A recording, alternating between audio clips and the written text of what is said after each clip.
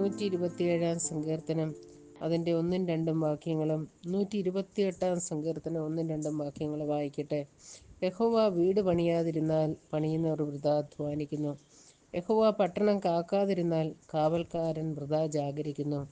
നിങ്ങൾ അതികാലത്ത് എഴുന്നേൽക്കുന്നതും നന്നാ താമസിച്ച് കിടപ്പാൻ പോകുന്നതും കഠിന പ്രയത്നം ചെയ്ത് ഉപജീവിക്കുന്നതും വ്യർത്ഥമത്രേ.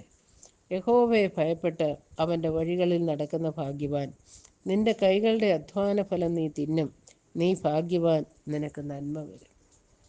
2 വ്യത്യസ്തങ്ങളായ കാര്യങ്ങളാണ് ദൈവത്തിൻ്റെ പരിശുദ്ധാത്മാവ് ഈ സങ്കീർത്തനങ്ങളിൽ രേഖപ്പെടുത്തിയിരിക്കുന്നത്.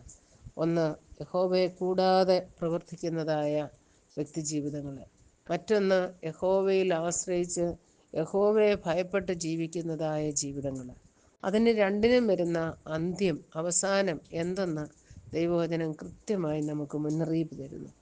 യഹോവയെ കൂടാതെ വീട് പണിയുന്നവരും യഹോവയെ കൂടാതെ പട്ടണം കാക്കുന്നവരും അവരൊക്കെ ചെയ്യുന്ന പ്രവൃത്തികളൊക്കെ വെറുമയും വൃഥാവുമാണെന്ന് ദൈവത്തിൻ്റെ ആത്മാവ് രേഖപ്പെടുത്തിയിരിക്കുന്നു. അതുപോലെ തന്നെ അവർ കഠിന പ്രയത്നം ചെയ്യുകയാണ്. അതികാലത്ത് എഴുന്നേൽക്കുന്നു, വളരെ വൈകി ഉറങ്ങുവാൻ പോകുന്നു, കഠിനമായി അധ്വാനിക്കുന്നു. എന്നാൽ അതെല്ലാം വ്യർത്ഥമാണ്, ഫലശൂന്യമാണ്. നമ്മുടെ കൈകളുടെ പ്രവൃത്തികൾ കൊണ്ടോ നമ്മുടെ കഴിവുകൊണ്ടോ പ്രാപ്തി കൊണ്ടോ എന്തെങ്കിലും ചിലതൊക്കെ നേടിയെടുക്കാമെന്ന് നാം കരുതുന്നെങ്കിൽ അത് വൃഥാ പ്രയത്നമെന്നാണ് കർത്താവ് പറയുന്നത്. എന്നാൽ അടുത്ത ഭാഗത്ത് കർത്താവ് പറയുന്നത് യഹോവയെ ഭയപ്പെടണം, അവൻ്റെ വഴികളിൽ നടക്കണം. അങ്ങനെയുള്ളവർക്ക് അവരുടെ അധ്വാന ഫലത്തിന് ആ അനുഭവം, അധ്വാന ഫലത്തിൻ്റെ അനുഭവം നല്ല രീതിയിൽ അനുഭവിക്കുവാൻ അവർക്കിടയായിത്തീരും. മാത്രമല്ല, അവർക്ക് നന്മ വരും. നാം ഇതിലേതാണ് തിരഞ്ഞെടുക്കുന്നത്? ദൈവത്തിൻ്റെ പരിശുദ്ധാത്മാവ് ഇന്ന് നമുക്ക് ബോധ്യം തരുന്നത് പോലെ നമ്മുടെ സ്വയത്തിലും കഴിവിലും നമ്മുടെ ബലത്തിലും നമ്മുടെ സാഹചര്യങ്ങളിലും അധ്വാനിച്ച് മുൻപോട്ട് പോകുവാനാണോ, ആശ്രയിച്ചും അധ്വാനിച്ചും പോകുവാൻ ആണോ നാം ആഗ്രഹിക്കുന്നത്? അതോ കർത്താവെ, അവിടുത്തെ ഹിതപ്രകാരം, അവിടുത്തെ ആലോചന പ്രകാരം, അവിടുത്തേക്ക് ഹിതമായ പാതകൾ എന്നെ നടത്തണമേ എന്നുള്ളതാണോ നമ്മുടെ പ്രാർത്ഥന? രണ്ടിനും ഓരോ തരത്തിലുള്ള അനന്തര ഫലങ്ങളാണുള്ളത്. നമ്മുടെ ഫലം, നമ്മുടെ ജീവിതത്തെ ഒന്ന് വിലയിരുത്തുമ്പോൾ നാം ഇതിലേത് കൂട്ടത്തിലാണെന്ന് നമുക്ക് മനസ്സിലാക്കുവാൻ കഴിയും. ഹഗ്ഗായി പ്രവാചകൻ ഇതിനെക്കുറിച്ച് കൃത്യമായിട്ട് പറഞ്ഞിട്ടുണ്ട്. ഞാൻ നിങ്ങളുടെ പ്രയത്നഫലമൊക്കെ ഊതിക്കളഞ്ഞു.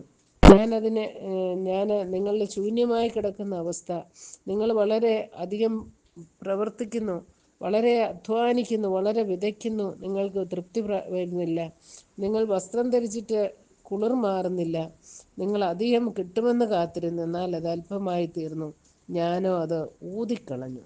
അതെന്തുകൊണ്ട്? ഒരു ചോദ്യം ചോദിക്കുകയാണ് ഹഗ്ഗായി പ്രവാചകൻ. അതിൻ്റെ ഉത്തരവും ദൈവത്തിൻ്റെ പരിശുദ്ധാത്മാവ് രേഖപ്പെടുത്തിയിട്ടുണ്ട്.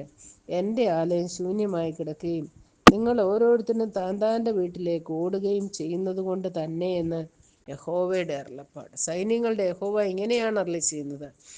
എൻ്റെ ആലയത്തെ നിങ്ങൾ കൺസിഡർ ചെയ്യാതെ, എൻ്റെ ആലയത്തിന് വേണ്ടതായ കാര്യങ്ങൾ നിങ്ങൾ നിറപടിയായി നിവർത്തിക്കാതെ, നിങ്ങളുടെ വീടുകൾക്ക് വേണ്ടി, നിങ്ങളുടെ തലമുറകൾക്ക് വേണ്ടി നിങ്ങൾ അധ്വാനിച്ചാൽ അതിനൊന്നും ഫലം കണ്ടെത്തുകയില്ല. ദൈവത്തിൻ്റെ ആലയത്തിനും ദൈവത്തിൻ്റെ നാമത്തിൻ്റെ മഹത്വത്തിനും വേണ്ടി നമ്മുടെ പ്രവൃത്തികളായിത്തീരുന്നില്ല എങ്കിൽ കർത്താവ് പലപ്പോഴും അതിനെ ഊതിക്കളയും. അതൊന്നുമില്ലാത്തതുപോലെ വെറുമയും ശൂന്യവുമായി തീരുവാൻ തക്കവണ്ണം ഇടയായിത്തീരും. കർത്താവ് ഏത് രീതിയിലാണ് നമ്മുടെ പ്രവൃത്തികളെ വിലയിരുത്തുന്നതെന്ന് ഇന്ന് പകൽക്കാലം നമുക്കൊന്ന് പരിശോധിച്ച് നോക്കാം. നമ്മുടെ ജീവിതത്തിൽ യഹോവയെ ഭയപ്പെടണം, അവൻ്റെ കൽപ്പനകളിൽ ഏറ്റവും ഇഷ്ടപ്പെടണം. അതാണ് ദൈവം നമ്മളെക്കുറിച്ച് ആഗ്രഹിക്കുന്നത്.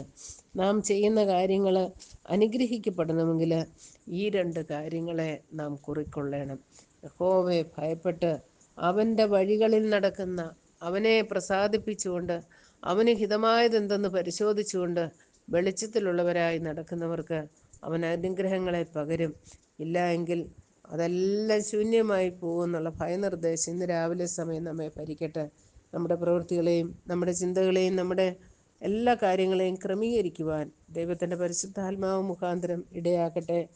ദൈവത്തിരുനാമം മഹത്വപ്പെടട്ടെ. God bless.